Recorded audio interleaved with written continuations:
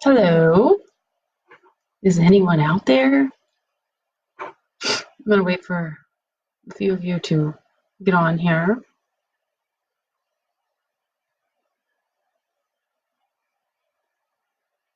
It's very cold down here. I'm in my basement office. Happy Saturday, by the way. I love Saturdays, especially now that we're at home every day. I do work during the day. Thankfully, I'm able to keep working, so I really appreciate Saturdays now more than ever because I don't have to go down and work in my office. But I do love to do this on Saturdays. It's becoming one of my favorite things.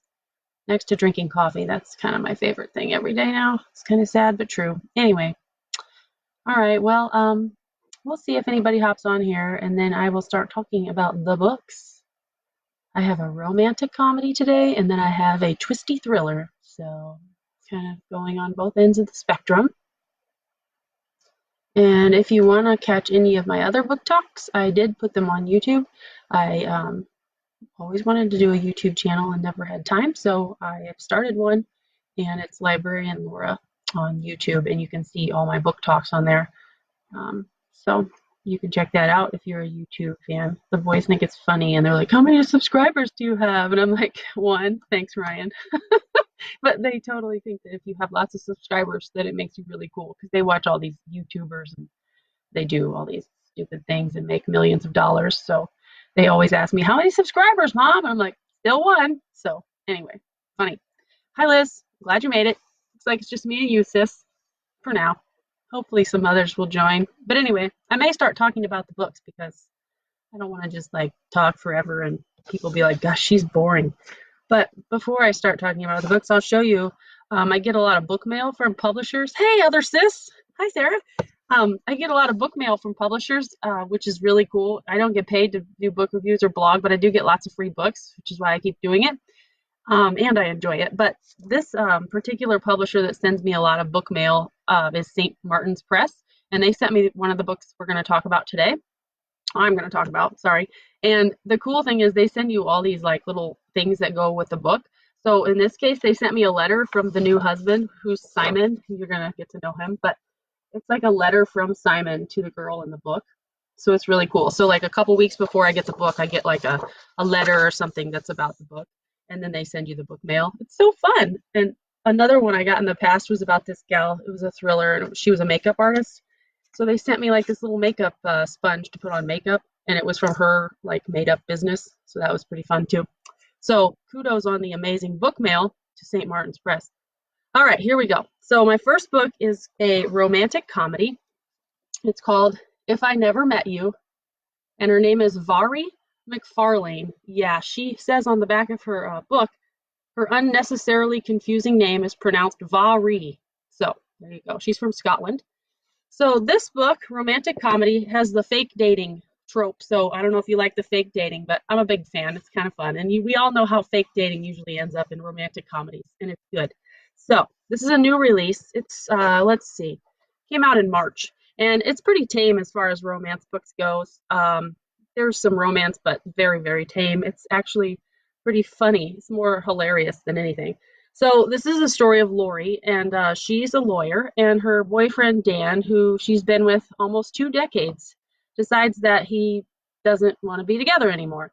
Well, that's all fine and dandy. I mean, she's crushed because she thought they'd eventually get married and have kids and all this. So she's like, why have I spent almost 20 years with this guy and now he's just like, nah, I don't love you anymore. So she's like, what? Well, the problem is he's also a lawyer and they work at the same firm. And he swears that it's not anything, he's not got another woman, whatever. He just doesn't feel the feelings anymore. So she just is like, okay, fine. So she's trying to pick up the pieces and go to work with, seeing him at work. Then she finds out that he's been dating this gal. And he's like, oh, no, we just started dating. Well, no, they didn't. The gal is pregnant and now they're engaged. So now she has to go to work and listen to all the rumor mills about like, oh, did you hear Dan and Lori broke up? Because they were like the couple in the office and they're both like highly successful. So she's sick of hearing all these rumors about, oh, did you hear Dan has a new woman? Oh my gosh, Dan's got a gal pregnant. Lori, poor Lori. And she's just like, okay, I'm over this. So she dreads going to work. She dreads seeing Dan.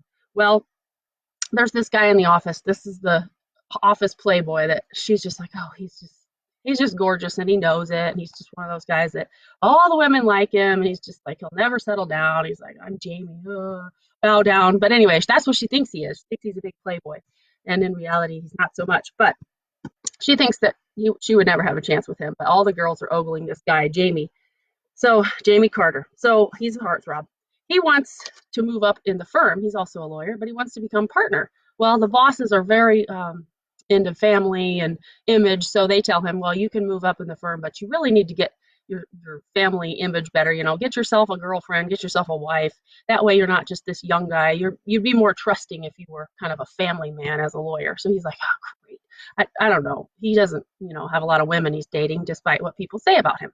So they serendipitously get stuck in an elevator together, Lori and Jamie, and she's just like still reeling from Dan, and they kind of swap their woes while they're stuck in this elevator and tell each other about, he wants to make partner, she wants to quit being the subject of all the gossip.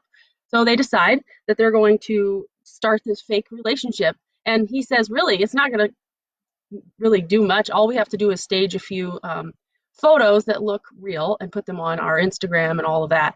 And then people will think we're together, and it will do two things. It will help me make partner, and it will help you get out of the rumor mill, or get in the rumor mill in a good way, because you've got this hot new boyfriend, and, make Dan jealous maybe, which she's like, I don't care. I don't really care about Dan, but it might make him jealous. So that's a bonus.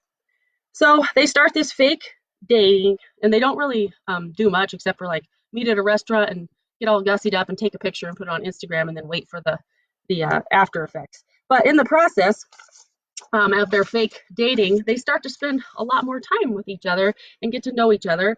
And then at one point, something happens with Jamie, his family, and he takes her back to meet his family, even though they're just friends. And yeah, it's got all the fake staged office romance feels. But really, at the end, who are they really fooling but themselves? So it's really good. And like I said, it's pretty tame, but it's really cute, and you'll really like it. You can't help but love Lori and Jamie, and they're pretty good characters, unique characters. You hear a lot of funny things in the book. So I highly recommend If I Never Met You by Mhairi McFarlane. All right, that was the romance. Well, sort of romance, more like romantic comedy. The next book, this is the one I said that I got the cool book mail from. This one's a chilling, twisted domestic thriller. It's hard to put down. It's by DJ Palmer. It's called The New Husband. It's got these flowers on the front, but don't be fooled. It's not a flowery book. It's a little dark at times, but it's really good. All right, so let me tell you about this book. I'm going to move my screen so I can look at my book review so I don't forget anything. So this book's about Nina Garrity. And about a year and a half ago, her husband, Glenn, went out to fish like he always did. He was very into routines, and he always went out fishing. Well, he went missing on the fishing trip, and the book starts out with just some random fisherman that finds Glenn's boat, and the dog's in the boat, and there's blood in the boat, but there's no Glenn. Well, they looked and looked for his body, and they never find his body. So Nina and her two teenage children don't know what happened to their husband, Dad. And they're trying to move on with their life, and she has to wait 2 years for him to be considered gone with no body or anything, or something like that. So she's kind of just waiting, and she still wants to know what happened to him. But Glenn was an investment banker, and he provided for the family financially, but he was not around much because he was always at work.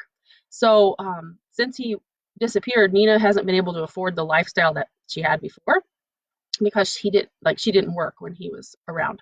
So she meets this new guy, kind of serendipitously as well, Simon Fitch, and he's just the perfect guy.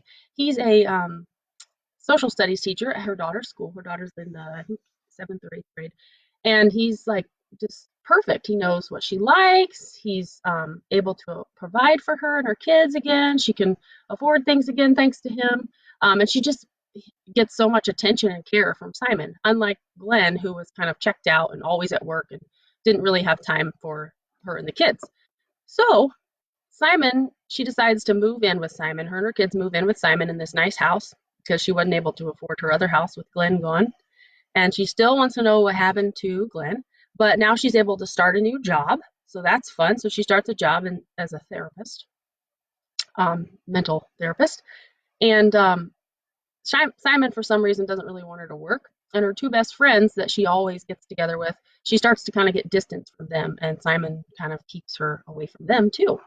So Nina, despite her daughter's trepidation about Simon, she's like freaked out by him and it just tries to tell her mom, like, dude, something's not right with him. And her mom's like, oh, you just need to give him a chance. I want you two to get along. And they don't get along. The son's, he's just cool with it because the guy spends time with him and he's into sports. So the guy plays sports with him and watches sports and pays attention to him like his dad kind of didn't. So the boy, teenager, is fine with Simon. But the girl's like, dude, something's not right about that guy. Well, Nina still wonders why Glenn disappeared and why he didn't spend very much time with him. But then she starts to find things out. She gets a text message from an anonymous text number, and it said that a woman named Teresa, a waitress, was having an affair with Glenn. And the person doesn't say who they are, but they do send along two pictures that are hard to refute because they are pictures of Glenn and this Teresa gal, and they're kissing, and then there's another picture of them like standing in front of a restaurant or in front of a bar. So Nina is like, what's going on here? Is Glenn really dead? And was he having an affair? Or was our life just a big joke? So she starts to look into this woman, this Teresa, because she knows where she works. So she goes to this bar and starts looking into this Teresa to try to figure out what's going on. Let's see. Also, Simon, in the meantime, is still trying to keep her away from her friends and stuff like that. So she's starting to get a little bit like, that's not right. He's treated her like a queen all this time, but then she begins to question his past and their relationship. So why doesn't he have any photos of his ex-wives? He has two ex-wives, which is kind of interesting. One of them, he said they were only married for a little bit and then she left him. And the other one apparently committed suicide. So, but he doesn't have any pictures of them. And when she asks about him, he gets real quiet and weird. So she kind of starts secretly digging into Simon's past without him knowing. And that's when things start to get a little bit more disturbing. So she starts to see things that cannot be explained away by Simon and his perfect explanation for everything. And as things get worse and worse, she wonders, like, if her daughter's allegations are actually true. Would Simon really try to hurt her daughter? They lived together. I mean, it was one of her students.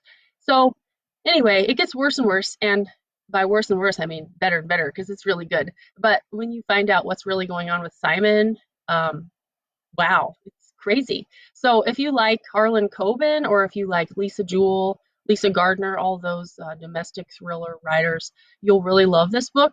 It has a huge twist at the end, and the author does a great job of setting the scene and kind of sprinkling all the clues throughout the book, and then sending the readers reeling at the end when they discover what's really going on with this whack job, Simon.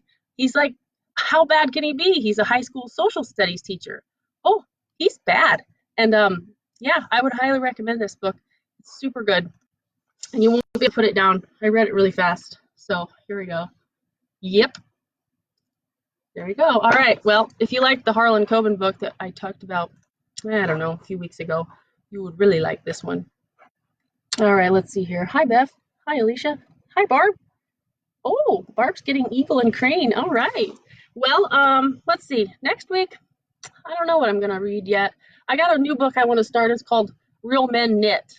I'm going to read it, and then I'm going to send it to my bestie, Jody, because she's the best knitter I know. And it looks really hilarious. It looks good, too. It's a romance about a guy whose mother owned this knitting shop, and when she passes away, suddenly him and his brothers are trying to keep the shop going. And so, yeah, who doesn't love a man who can knit? Oh, my gosh. Anyway, it sounds good, and I'm going to read it next. So maybe I'll talk about that next week. All right. Well, if anybody has any questions, put them in the chat. Hi, Jenny. Otherwise, I will sign off, and you guys can tell me what you've been reading. That'd be fun. Oh, also, like I mentioned in the beginning, I did put all my book talks on YouTube, and it's a channel, Librarian Laura, very original, I know, just like my blog. So if you want to find the other chats or anything, you can find them on there, and I'll put this one on there too. All right, well, thanks for tuning in, and let me know if you need help finding a book. It's my favorite thing to do. I'll see you guys later. Have a great Saturday.